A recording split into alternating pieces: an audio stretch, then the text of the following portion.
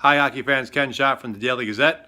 On Tuesday, the New Jersey Devils announced that they would be relocating their AHL franchise from Albany to Binghamton, starting with the 2017-18 season. New Jersey Devils president Hugh Weber was at the Times Union Center on Tuesday to discuss the move. I had a snippet of the video on my article on dailygazette.com, but here is the full press conference that took place on Tuesday. So I'm not going to make a statement, so if anybody, what are the questions you have, I'll just take them. Can you just start by just talk about the reasons for the move? Right, so obviously our farm system is really important for us to develop our players, and therefore the number one reason that we look at markets is proximity to New Jersey in terms of how we're able to get players up and back. And so Albany was always a great option for us in terms of making sure that we were having the infrastructure around them and getting them to the big club.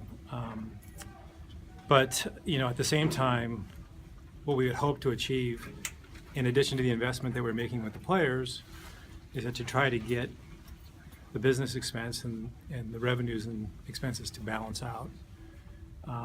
Instead, it was a pretty big drain and has been for a long time. So, when there was an opportunity that came up to find a market that had the proximity and could neutralize those losses, we made the decision to make the transition. In your statement, you said marketing, better marketing expertise. Was the marketing expertise not good here? So there's a couple different models in the AHL and in minor leagues generally, and that is the team owns and operates the team, and there's another model that then we operate only the hockey side or the athletic side of the business, and we leave it to local people to actually run the business, and that's the model we're moving to in Binghamton that we did not have here. So when we talk about local expertise, it's not that we didn't do amazing work here. The staff here, who I just met with, did a yeoman's job in terms of creating a connection with this team in the community. But what we're talking about is what we didn't have is local ownership, right? None of us actually had ties to the capital region, and we believe it's helpful for that in terms of running a club in a market. Less than a year ago, you were here when the whole lease was getting extended, and at that time, you seemed pretty confident that you guys would be able to kind of turn this thing around and put a couple extra resources in here and generate that fan base. Was it just what was the change, I guess, between then and now? So let me be clear, the Albany market and the capital region is an incredible market. In fact, we are still looking at potential opportunities to bring other entities, potentially a sports entity, back to this building. We think it's an incredibly run building. We think the enhancements that they're making, which were, again, just to be clear, those were in kind of design way, had nothing to do with our lease. If you look at the attendance that Siena gets, and so we believe that this is a really viable market. I think the business leadership here is really good. I think there were a couple of variables, unfortunately, just to get into the ones I alluded to, that why the equation didn't work for us at this moment right now. So again, I think that there is still opportunities, and we still feel the same way I felt before in terms of the market. But again, for us, in terms of where we are with this team, the transition made more sense. You signed I think there's a lot of optimism when you signed a 3-year lease a year ago, and then obviously you opted out of that lease. Why even bother with a 3-year lease? Why not just make it year to year if you're going to stop out of it? Right. So our intent, again, was to have stability. That's what we wanted. And so when we sat down with the county and with SMG here, one of the things that they were looking for, there were some revenue streams that they needed to get back out of the lease. So there's some concessions that we made. At the same time, we looked at what's happening in the AHL and what's happening in the NHL in terms of teams out west and markets that they're moving and changing. And so the reason we negotiated to have one option over the course of 3 seasons, so it wasn't an option every season, was that we just didn't know what it looked like in the future. And again, knowing that again, what our priorities were, which were to make sure we had a market that was close proximity to Newark, New Jersey, and also hopefully in a market where we could sustain or have losses be sustained, I think we were good. I think the other question that was in this market that we didn't really know is that everyone said, if you have a winner, the people will support it. Well, and for a long time, the team was not that great here, but for the last 2 seasons, the team has been pretty good. And so I was hopeful at the time that I think ticket sales would rebound and do a little better and give us some optimism that this was a path that we could stay on. But in fact, it wasn't. It didn't.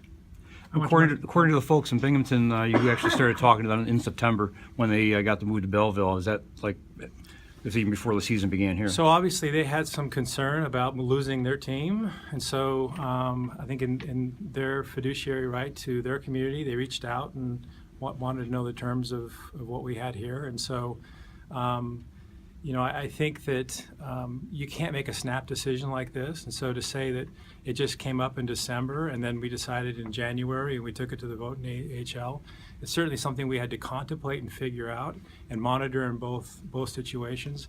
But it was nothing we committed to until very recently. How much money did New Jersey lose here?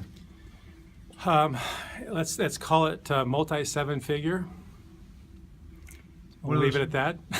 What sports entities are you thinking about bringing here? I can't be specific yet because we're still in kind of the formulation stages. But I think that I think you can look at some programming that's really built for this a building like this and a timeline that works well for the market. Are you free of most of the financial risk with Binghamton now? Yes. I would assume that's a big factor in the. How would you feel about that? I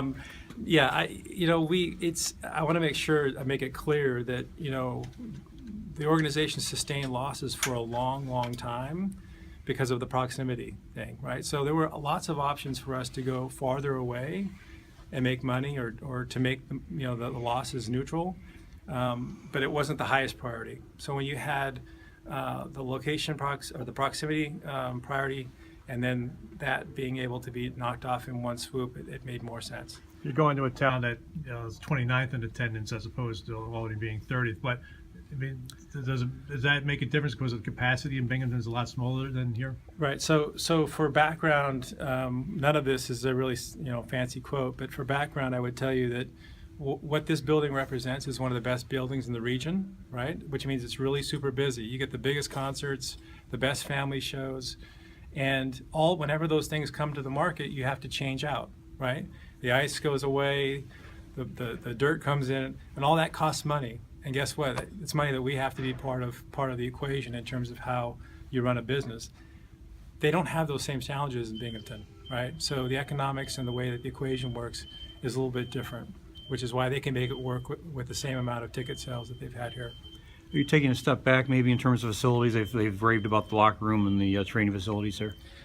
I think that's something that we'll have to solve. I don't know specifically. Obviously, we work hand in hand with our hockey operations folks to make sure we have the facilities to develop our players. It is the priority. I would believe there's some enhancements coming as well. So in Binghamton, so that's something we'll just continue to work through. Maybe this is a question more from someone from Binghamton, but this sort of seemed like it was a perfect turn of events for you guys. How excited is this team and organization to move to Binghamton? Right. So,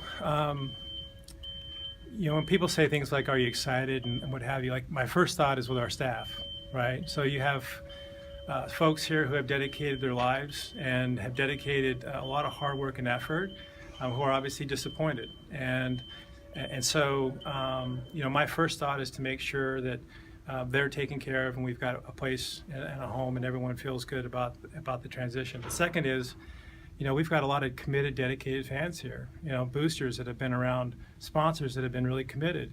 And so, I can't tell you I'm at a point where I'm excited. I'm still really feeling more empathetic to what it's like to lose something that you really love.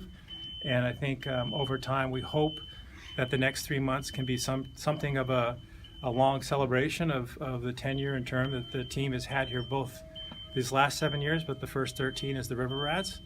And then, then you think about the new day, maybe when the next season comes. Is there any opportunity for the current staff to catch on down there? Yeah, so one of the things we talked about, and everyone has their own personal journey. Some folks can pick up and move, and some people can't, right? So That's something we'll work with each of them on individually to figure out what's best for them. But certainly with, we own a few different teams and a few different markets, certainly want to make options and opportunities available to people. When you're dealing with a team or a brand that has been in an area for a while, you get the fan base that have come, you get the people that you see every game, game in, game out, year after year. At some point, it does become more of a business decision, and it is, you have to treat it as a business as rather than just, a team in a community. It is a business that you have to generate money goes in, comes out.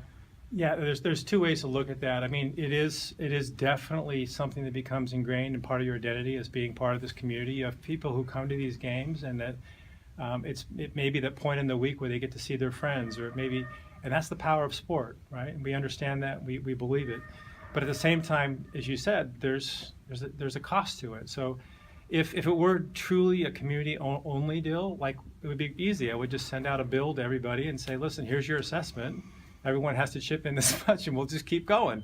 But that's not how it works. And so, unfortunately, you have to kind of sometimes make these decisions and choices. Now, do we hope that we either can backfill with an entity that they can become accustomed to as well, a part of their routine? Great. If not, again, we're not turning our backs on the fans here. We want to figure out a way that we can celebrate their loyalty to the team. Question would come up, similar situation up in Glens Falls, they brought an ECHL team in. Is that something potentially on the horizon? Again, I think everything is possible. Okay, I think that what you have here is really strong community leadership. You've got a really well-run building. You've got people who have passion and fortitude. So I think anything is possible. I would say if we were to do it again, in terms of how I think it would work, we would really look to partner with people who actually are from here, to be part of, having some flesh and blood in the game to make sure that, again, this is a cooperative endeavor as opposed to just, a hockey team owned by people from somewhere else.